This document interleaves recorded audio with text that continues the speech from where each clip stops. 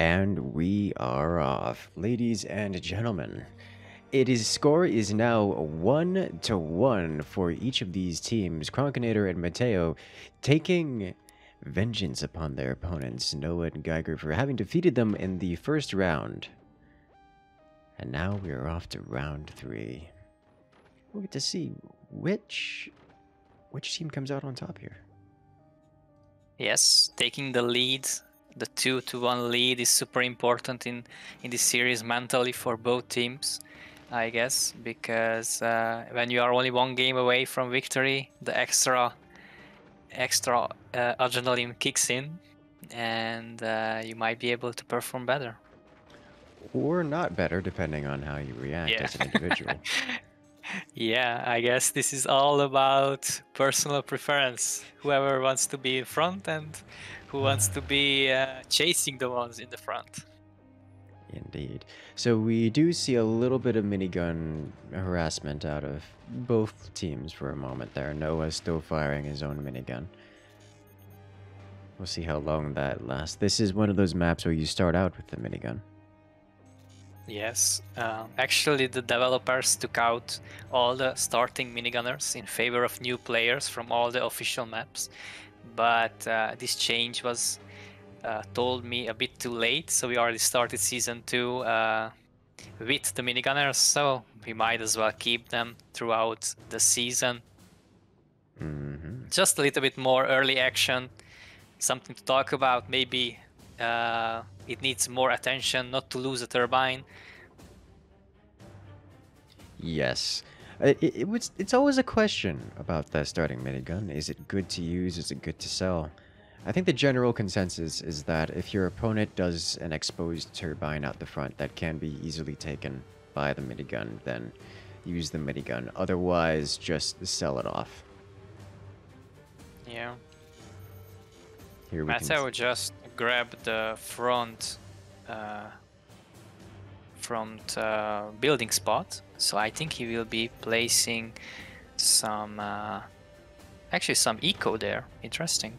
I did not expect that, but you know, I guess it's what has been decided. Yeah, I think he will just build up and place his weapons in a more advantage position there, further away from his core. That could be a plan. In this map, there is always a pressure on the top player not to fall on his teammate. At least a mental pressure. Yes. Usually... no one wants to take the blame. Yeah, that's true. It feels bad when you fall on your teammate. It really does. I'm actually curious to see that the top bases have gone with cannons rather than lasers. Again, just like last match, these players are going for mirror match strategies, the same strategies for both teams. Yes. So the Warthog team on the left in blue against the Spook team on the right in red. It's gonna be interesting. The Warthog heavy weapons are gonna be stronger, and Noah and Geiger playing on the intel advantage. Yes. Now, one thing I wanted to mention, on maps like these where dropping a core on your opponent is possible, it is very common to see the top bases go for laser weapons, as lasers are generally better for slicing and dropping cores. And in an effort to, well, make the core drop, we will very commonly see players in the position. Oh no, oh no. Kronkinator. What was that? He built his... I think it was a cannon. Yeah, he built a cannon too close to the wall, and when he placed it, the weight of the cannon deformed the base, causing the cannon to explode. Aha. Rookie mistake. Yes. I would say unlucky, but he should have known. You've done this before. Yeah. The precise builds from these players are really hanging on the really small things. Yes. Yes, they are. Interestingly, Noah and Geiger actually almost build together. They will block each other from building more close. Which is a little bit concerning for Noah's side, as Noah is not really defended from lasers from below, and needs to build downward in order to defend himself properly. Yeah, that plasma as finishing on Matteo's side could actually just take out Noah right away. Yes. With the aim of Matteo. First shot is gonna come from Noah, actually trying to take out the weapons from Matteo, and he actually manages to take out the fire beam. And Geiger's plasma misses.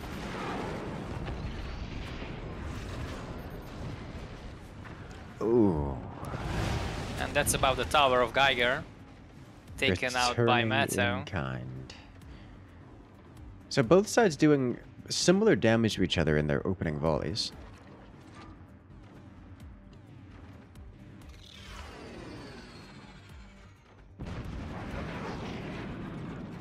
It's like Kronk and Matteo reacting to Noah's reveal of the howitzer by building... Oh!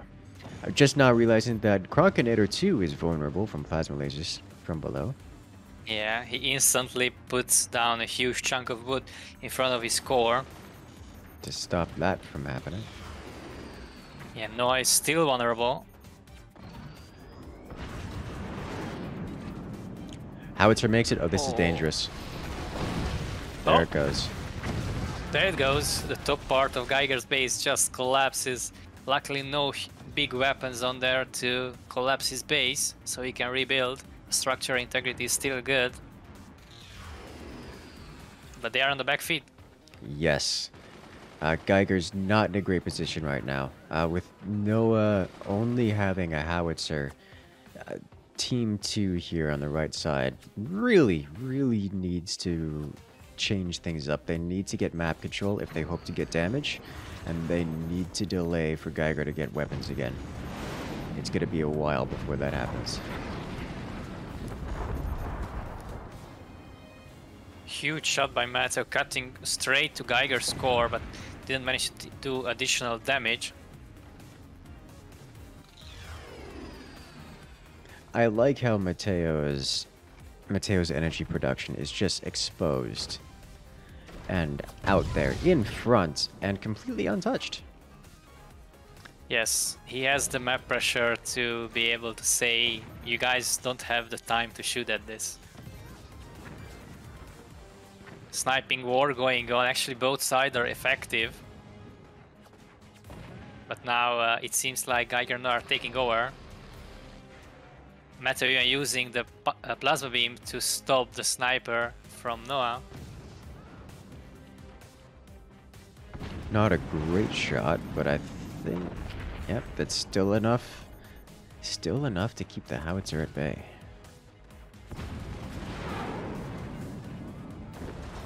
Another hit. Oh, is the plasma laser ready? There it is.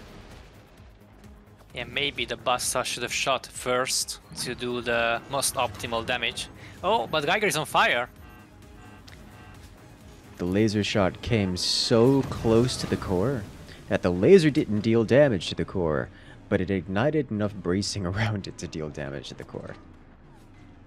Yeah, that's an also rookie mistake not to extinguish that fire instantly. Sometimes you have to do so much things that you just slightly miss a spot of fire and it spreads, and you are just taking free damage. Is the nut? Oh no. Oh, here we go.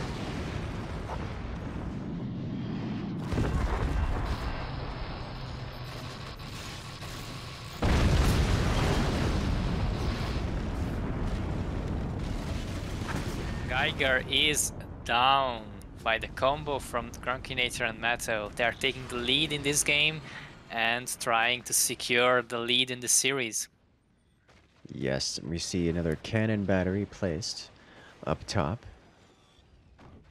So that's going to be dangerous. The howitzer plasma beam combo is extremely strong, way more powerful than the fire beam plasma beam combo.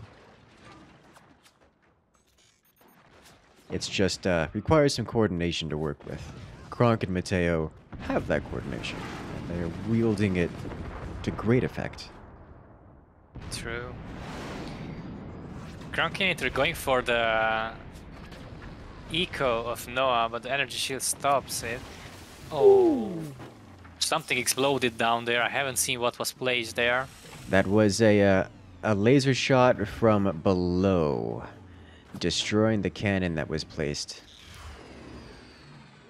The cannon was protected from head-on shots, but not from getting sniped from below. Yeah, Noah still has the economy, but he's trying to defend against the howitzer shot with his own howitzer, but misses the counterplay.